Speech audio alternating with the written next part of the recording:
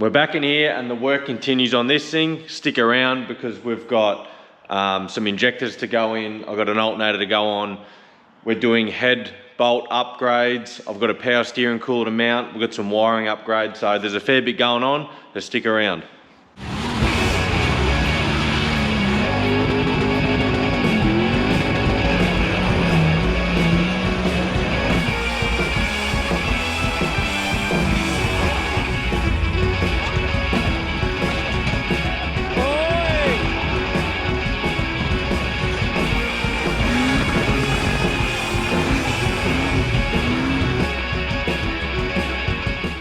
Well, I've just had Justin and the boys here from J&E Auto Elect doing some wiring upgrades to this thing and adding some fresh stuff in there.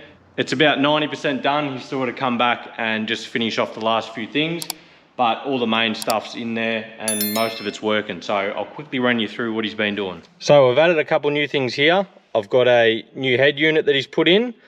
I got him to change out the UHF for one that I had floating around. So this one's a bit newer. It's an 80 channel and the speaker's on the front. The last one I had, the speaker was on the top and it was a bit muffled in there. So I actually didn't know I had that. So I found it and I thought I'd just chuck it in while he's here. So down here, we've just added the rear locker. So flick the compressor on. Then we have a rear locker. I haven't, like it's not hooked up, I don't actually have a locker in the car, but there is one going in. I've acquired one. So I don't know when that'll go in, but at least everything's there. I literally just have to run the air line to the solenoid and I've got a rear locker. So that's pretty good. If you watched the last video, modifying that thing, I've got a switch on the dash, which is right here. If you haven't checked out how we modified this thing, go and watch the last video. And we modified this and had to play around with the ARB compressor. I still have to put a bit of rubber on that over this terminal, but he's also chucked in, these are the Anderson plugs he's thrown in, and we've put a 100 amp circuit breaker in as well. He sort of did what he could under here, but there's just a lot going on. It's hard to make it look nice and neat like this. It's 120 mil cable and yeah, it just runs where it wants to run. You can't bend it and it's not that flexible. So it's as sort of as neat as it's going to be, and then it doesn't matter because it's all gone anyway. There's a couple sneaky wires hanging around under here. That's something that he has to finish off. It hasn't been finished off because they are for an oil pressure sensor that I still haven't bought yet, so I've got to go and get one. But yeah, we run the oil pressure sensor into the Haltech. I did find I had one spare input, so that's where that will go. And to keep an eye out on the Pride and Joy, I've also got him to put in a GPS tracker. That come from Ultimate 9, so massive thanks to them. I've actually got 3 of them, so Justin's going to put one in each car, just so I can keep an eye on them. There'd be nothing worse than losing anything of your own property. Like, it's just would be a massive kick in the guts. So that's just another level of protection. So he's done a heap of little tidying up jobs as well, and he still has some other stuff to do. Like I said, once the car's up and running, he's got to come back and check my aircon out because he's gassed it once before. And then it must be leaking somewhere. I'm not sure what's going on with it. So like the pump, everything's working properly. So he's just got to come back. He does all the proper aircon stuff. So he's got a testing unit and all the good stuff. So once the car's up and running, he'll come back and make sure it's working Mickey Mouse. But I'm super pumped in what he's managed to do. A couple of these jobs have been on the list for ages. So it's good to tick them off the list. So massive thanks to Justin. He's a fully mobile auto elect and he does aircon and all the good stuff. So if you want anything like that done, make sure you hit him up. And also a massive thanks to Ultimate 9. If you're looking for an affordable GPS tracker, go and hit them up because they're super compact, easy to install. Telstra does a SIM card for like 30 bucks for 6 months or something like that, and that's plenty. So it's a relatively cheap way to keep an eye on your Pride and Joy. So before I put the injectors back in, I thought, you know, we'll whip the rocker cover off and I'll change these head bolts. I'm just going to 1 for 1 them, so 1 out, 1 back in. So you can see there's plenty of room everywhere, so good enough excuse to get it off and we'll get stuck into it.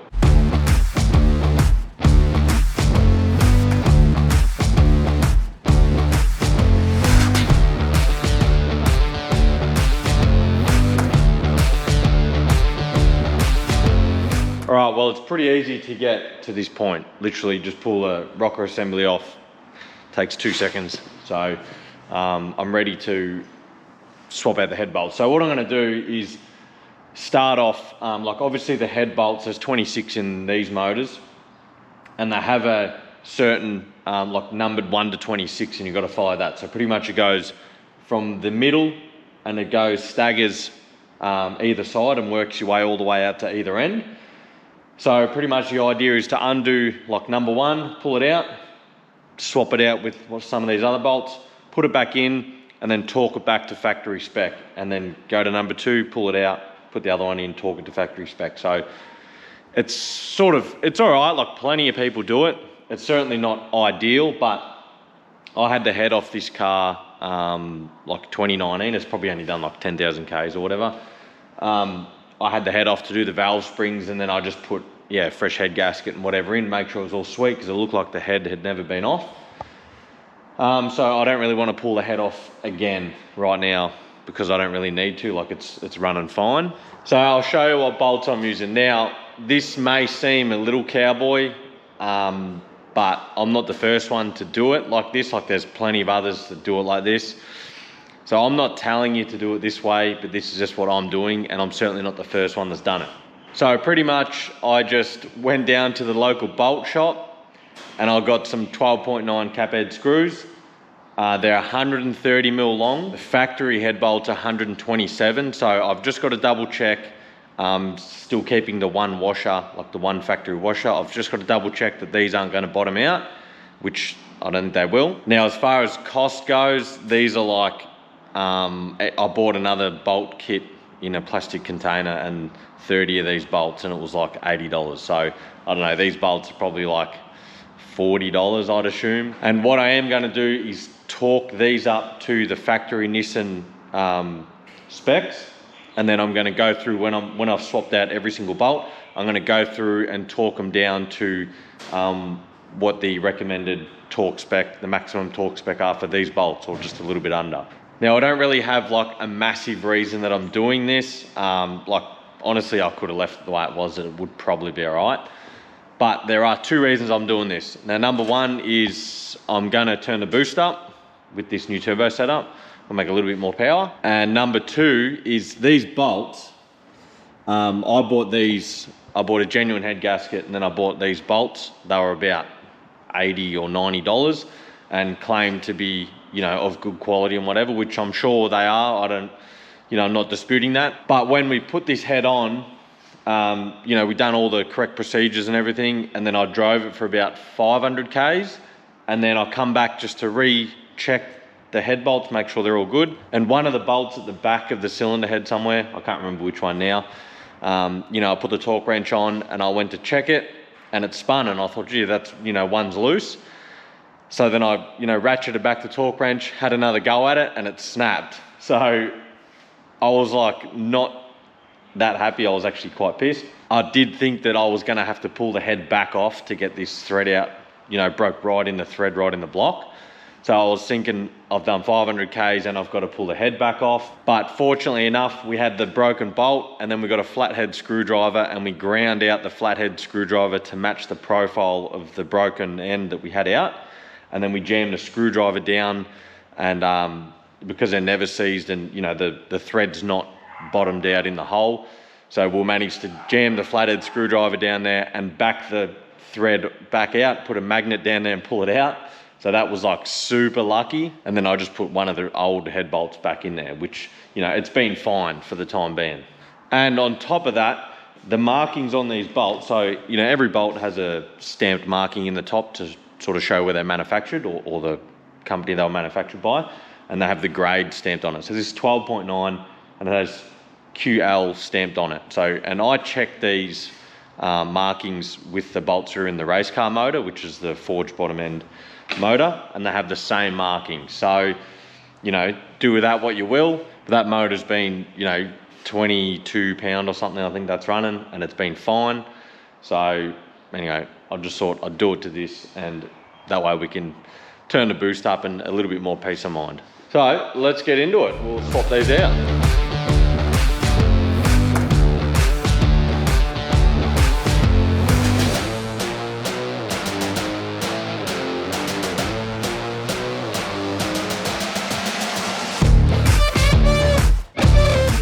All right, well, it's actually been about a week and I've just been tinkering away on all the crappy little jobs that I don't need to document. But I did get all the head bolts done, obviously. They all come up Mickey Mouse, they torqued up nicely. Like I said, yeah, I went to like, I think it was 84, 85 Newton meters. And again, I'm certainly not the first one to do that. I'm just going off information that I found. So we'll see how that goes. And while I was there, I painted the rocket cover, nice and shiny, just gave it a quick lick of black. And I also checked the valve clearances, not that I needed doing, I checked them all and they were actually all still nice and in spec, because I think I'd done them not that long ago. I've done valve clearances on here before many a time, so I didn't want to document or didn't need to document that. I've also done a heap of little jobs, so I'll quickly go through them and then we'll get stuck onto some more jobs. So I've given the engine bay a massive clean. Like I painted, there was a bit of surface rust in that corner, so I just painted it all with the airbox out. But it's nice to give everything a good clean. There was oil and crap everywhere, so it's all looking pretty nice. I've had this stainless cap, a mate made this for me, so I'll have one on the race car and he made one for this car. And I just hadn't put it on yet, so I chucked that on, so that just looks a bit nicer. I've obviously got no point in having a Dizzy cap, so that just makes it look nice and clean. And while I had the rocket cover off, I put it back on with some new bolts instead of the Phillips head ones. They're just a button head screw zinc plated, so they just look a bit nicer and the Allen key head's a bit better. Around this side, I've got some new studs all around, and then I did go shopping at Roadrunner Off-Road and got some new multi-layer steel exhaust gaskets.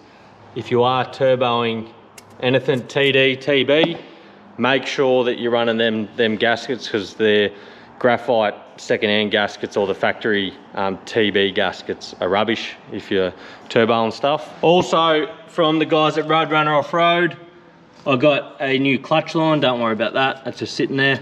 I got a new braided clutch line. I never previously had the problem, but the New Year's trip, I had the problem where the exhaust would heat up the factory clutch line, just the rubber one, and yeah, then I'd lose my clutch, like on a nice long climb where you're just climbing for ages.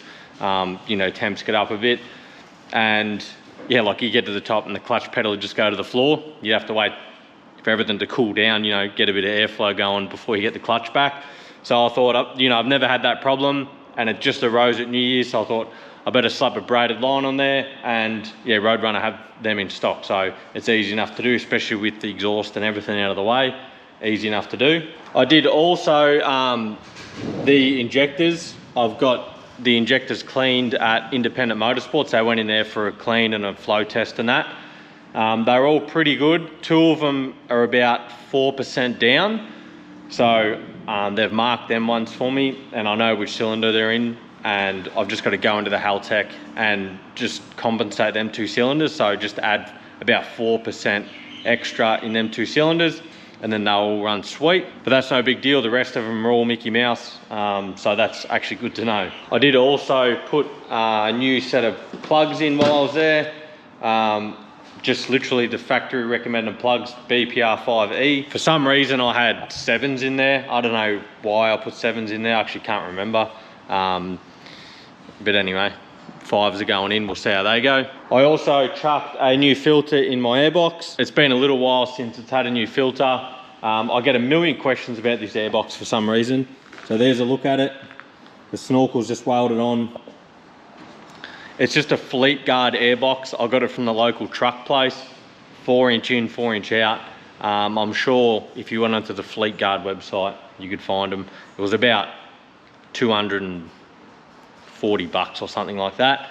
But it's funny because for some reason, like I've got the same airbox in both my cars, and they've been in both cars for years, but it's strange, the airbox and filter is cheaper than just buying the Fleet Guard air filter for some reason. So we went to another USA manufactured air filter, Baldwin, and they were like 80 bucks each. So I've had one on the shelf for a while, so I throw it in there, especially it's going on the dyno, so just all fresh stuff. Put a new fuel filter in as well. It was actually surprising. I pulled the other one off and it was pretty dirty, like some pretty dirty fuel came out of it. So that was due for a change. I did also change how I got my water for the turbo. So previously I just had this T, and then this other side of the T had this elbow in it. So the T was in there, one side went across to the turbo, and then the other side went back down into the top of the water pump there, or the side of the water pump. But it just kind of looked a little bit ugly, and then it was hard. The alternator I had on there was actually physically bigger, and the alternator couldn't go all the way back to get the belt off, so I had to go to a next size up belt, and you know, it was just kind of in the way. So pretty much I've just put the elbow in there, and then I've drilled and tapped like a 1/8 to a -6 fitting, and then I'm gonna run like -6 braided line around to the turbo. I do actually have the turbo, the manifold and the wastegate, not directly right here, but I do have it all, so I'm just waiting for it. So we'll get into the turbo setup stuff probably next week, I suppose, when I put it all on, and I'll show you where I get the oil and the water and all that from, and how it's all set up. But that's pretty much it of all the little jobs. I think there's probably 1 or 2 more little ones in there, but insignificant. So the next 2 jobs I've got to do is this alternator. So it's a road safe alternator. Have a guess where I got it from. Yep, Roadrunner Off-Road. So this is like, it's actually a TB45 one. It's 120 amp. So I'm pretty confident that the TB45 ones fit on a 42. I'm pretty sure people do that mod. And it looks like it's going to fit just in the box. So I've got to throw that on. The last alternator I was running, we'll go find it, was over here, and it was just an eBay jobby. And it didn't actually last too long. It's probably only been on there for, I don't know, 10,000 Ks, and the bearing's real grindy, and it's actually got a bit of slop in the shaft there. So I thought, you know, I may as well just update it while I'm here, pull it off.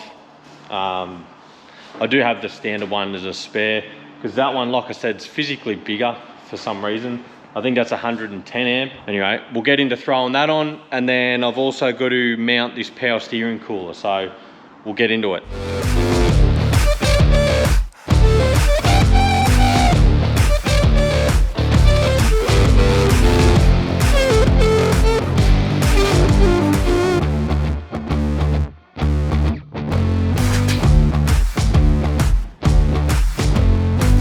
All right, well, that all looks nice. It fitted up actually really nicely, and it's obviously, yeah, like the overall size is smaller.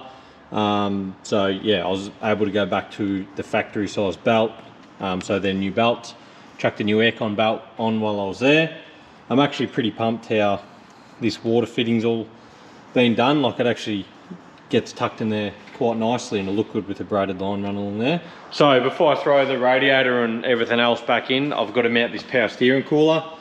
So it's just one of these aluminium finned cylinder things. I put one on the race car. I don't know how effective it really is, but it holds a lot more fluid, so that's the main thing. You know, that'd double the capacity of what it holds. And usually out of the bottom of the power steering pump here, this line here usually goes through the front, like on the Series 2, goes through the front, and it's got like this little pissant factory cooler thing with a bit extra line, but I've got to get rid of it to fit the intercooler.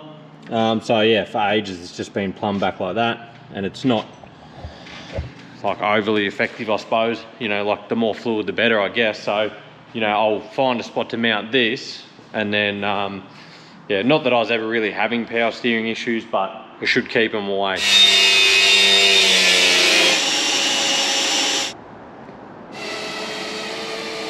All right, well, a couple quick little brackets. So pretty much I'll just slide it up in there and weld it on. Then it's done. I've got to get some fittings for the end, because they're not going to be the right fittings, but pretty easy.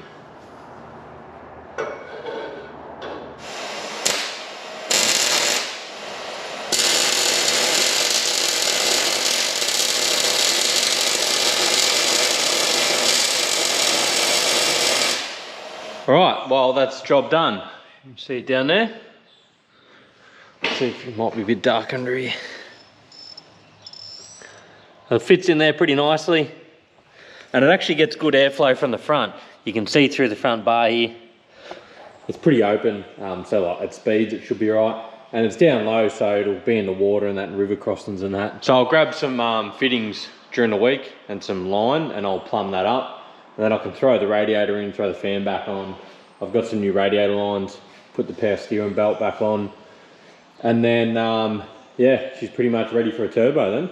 All right, I'll wrap this one up here. The jobs list is getting smaller and smaller every day. I'm just waiting for the manifold turbo on the wastegate to come back, so we'll be putting that on in the next episode.